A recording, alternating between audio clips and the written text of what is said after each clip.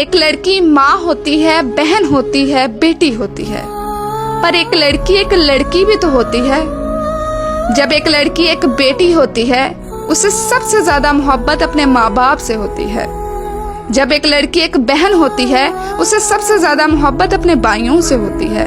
लेकिन जब एक लड़की सिर्फ एक लड़की होती है, उसे सबसे ज्यादा मोहब्बत अपने ख्वाबों से होती है, जो उसकी आंखों में रोज जगमगाते हैं, पर उसे पाना बहुत मुश्किल होता है।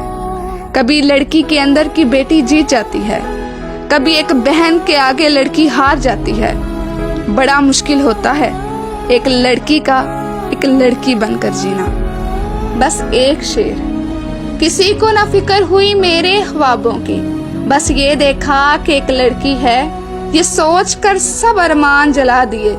गुल याद रख, तू एक अच्छी बेटी है।